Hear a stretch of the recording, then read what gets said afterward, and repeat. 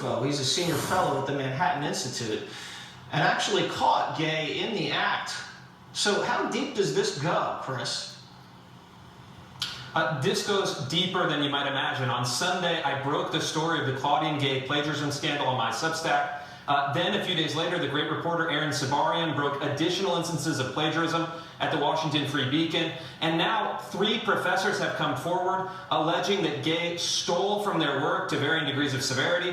We're talking about a large portion of all of her published papers, which are actually very few in number. She's not a prolific scholar by any sense of the word. And it is really damning. But the twist is that if she were a run-of-the-mill university president, she would have been out yesterday.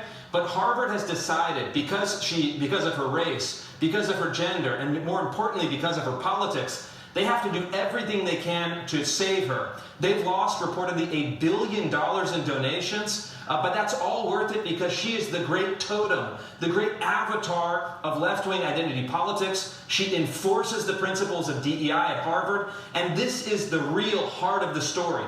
Harvard has abandoned its classical motto, veritas, meaning truth, all for racial politics. This is the story of our time. So it's rotten to the core. I mean, I'm sure there's a lot of good professors there. There's some sharp undergrads.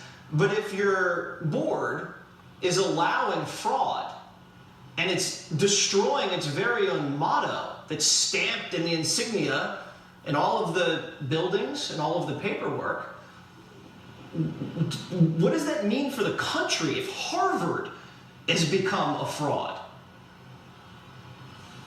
It's symbolic of what's happening everywhere. As I detailed in my book, America's Cultural Revolution, left-wing radicals have taken over all of the elite culture-shaping institutions in our country, with very few exceptions, and conservatives need to get serious. We need to develop a strategy for recapturing these institutions, for taming these institutions, and for revitalizing these institutions in support of American principles of freedom, equality, merit, excellence, and accomplishment.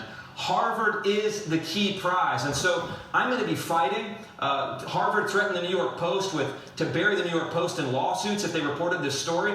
I was not scared. I'm never going to back down. I'm going to keep coming after the university, of which I'm an alumnus, until this travesty is over and until we've restored truth as the highest principle of Harvard University. All right, very good reporting.